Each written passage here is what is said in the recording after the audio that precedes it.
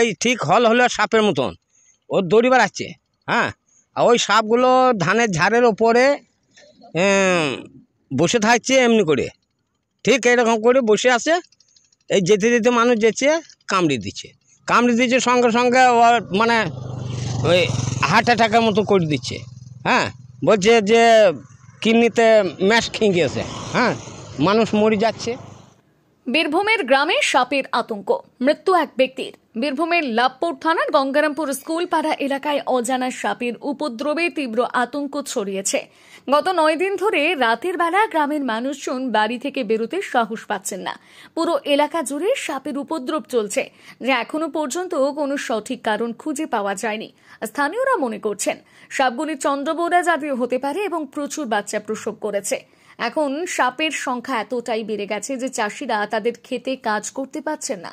অনেকেই ধারণা করছেন সাপটি রাসেল ভাইপার জাতীয় হতে পারে, যেটি অত্যন্ত বিষধর এবং একবার ছোবল দিলে মৃত্যু নিশ্চিত।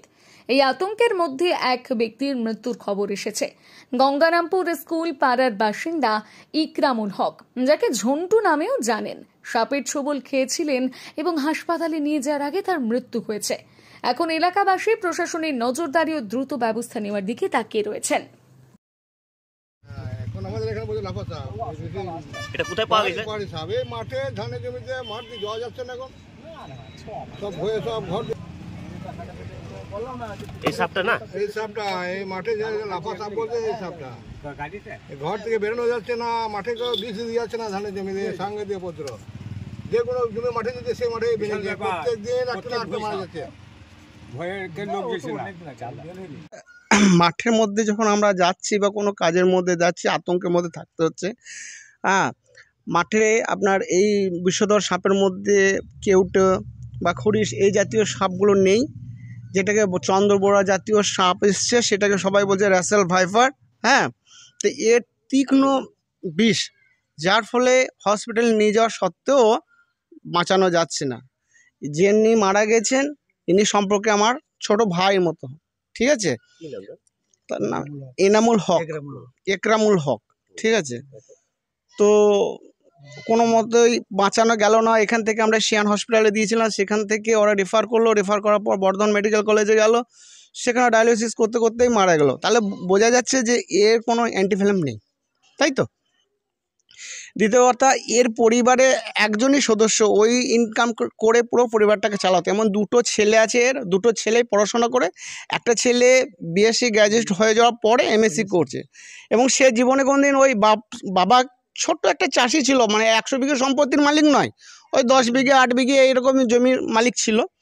তো সেটা তো ওর পুরো সংসারটা চলছে। তা আমার দিদির কাছে একটা অনুরোধ আছে এই সম্বন্ধে, যে আমাদের মাঠের মধ্যে যে এত সাপের উপদ্রব, তাহলে চাষি যদি চাষ না করে তাহলে খাবে কি?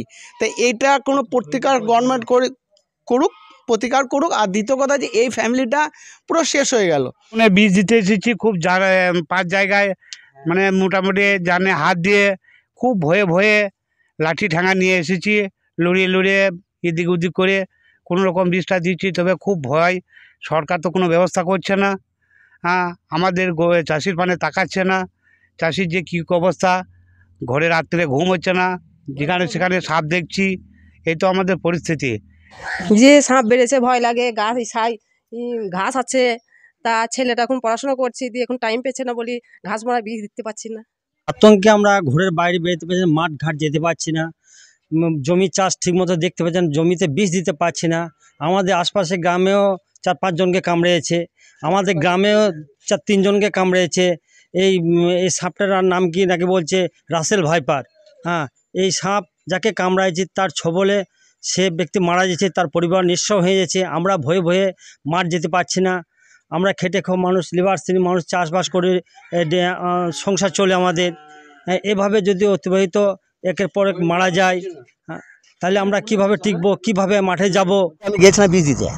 আচ্ছা, তারপরে দেখা যাচ্ছে আলাদা হাঁটছি, দেখা যাচ্ছে যে মানে সেই সাপ, ওটা মানে ওই রবার সিস্টেম যেটা বলছে, লাফা সাপ যেটা বলছে আর কি।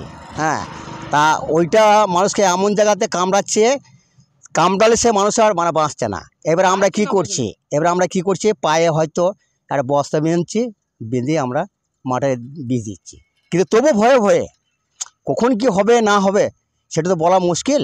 হ্যাঁ, তা আমাদের সত্যিকারই এত ভয় ধরে গেছে, মানে মাঠে পর্যন্ত মানে আমরা নামতে পারছি না। নমস্কার, এমপিপি জুয়েলার্সের পক্ষ থেকে সকলকে জানাই সাদর আমন্ত্রণ। কলকাতার স্বনামধন্য এমপিপি জুয়েলার্স এখন বোলপুরে সুপার মার্কেটে। এখানে পেয়ে যাচ্ছেন হলমার্ক HYD কোড সহ বিভিন্ন হালকা থেকে ভারী গহনা সম্ভার, এছাড়া ডায়মন্ডের বিভিন্ন প্রোডাক্ট, 18 ক্যারেটের বিভিন্ন প্রোডাক্ট এবং জ্যোতিষী পরামর্শ অনুযায়ী বিভিন্ন ধরনের রত্নভাণ্ডার। এছাড়াও এখানে পেয়ে যাচ্ছেন বিভিন্ন অভিজ্ঞ জ্যোতিষীর পরামর্শ সুযোগ। এছাড়া এখানে শারদীয়া উপলক্ষে এখন একটা ডবল ছাড় চলছে, যেটা জানতে সরাসরি আমাদের শোরুম ভিজিট করতেই হবে। সকলকে জানাই শারদীয়ার সাদর আমন্ত্রণ এবং শুভেচ্ছা ও অভিনন্দন। সবাই আসুন, এমপিপি জুয়েলার্স আপনাদের সকলকে স্বাগত জানাই। নমস্কার।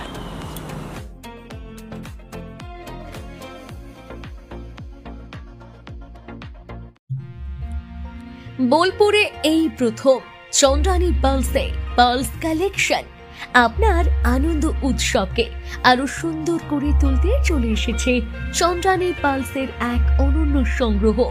নেকলেস, চোকার, ইয়াররিংস সবই এখন এক ছাদের নিচে বিপুল সম্ভার নিয়ে।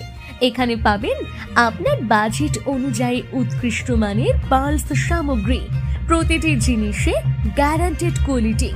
উপহার দেওয়ার জন্য সেরা কালেকশনের জন্য আসুন চন্দ্রানী পালস। ডেইলি ওয়্যার থেকে ফেস্টিভ লুক সবকিছুই পাবেন এখানে।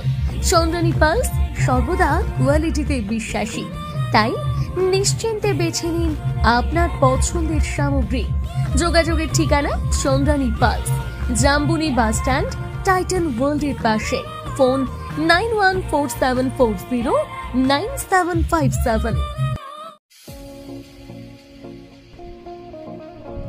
সই ক্যাফেটেরিয়া শান্তিনিকেতনের স্বাদ ও সৌন্দর্যের ঠিকানা। শান্তিনিকেতনের একদম কাছে গোয়ালপাড়া নদীর ধারে সবুজে ঘেরা এক মনোরম পরিবেশে গড়ে উঠেছে সই ক্যাফেটেরিয়া। প্রকৃতির কোলে নির্মিত এই ক্যাফেটেরিয়াতে সকাল থেকে রাত যে কোনো সময় আপনি উপভোগ করতে পারেন সুস্বাদু খাবারের সম্ভার। সকালের হালকা ব্রেকফাস্ট হোক বা দুপুরের জমজমাট লাঞ্চ, সন্ধ্যা স্ন্যাক্স অথবা রাতের ডিনার, সবই মিলবে এক ছাদের নিচে। চাইনিজ, কন্টিনেন্টাল অথবা খাঁটি বাঙালিয়ানা খাবারের স্বাদ পেতে এখনই আসুন সই রেস্তোরাঁয়। পরিবার বা বন্ধুদের নিয়ে একবার এলেই বারবার আসতে মন চাইবে। রেস্তোরাঁর প্রাকৃতিক পরিবেশ, আন্তরিক পরিষেবা এবং সুস্বাদু রান্না আপনার মন জয় করবেই। আজই পরিকল্পনা করুন শান্তিনিকেতনে এক স্বাদ ভ্রমণের, আর আপনার পরবর্তী গন্তব্য হোক সই ক্যাফেটেরিয়া। এবার দুর্গাপুজোর স্পেশাল কালেকশন, স্পেশাল মানুষজনের জন্য। এবার দুর্গাপুজোয়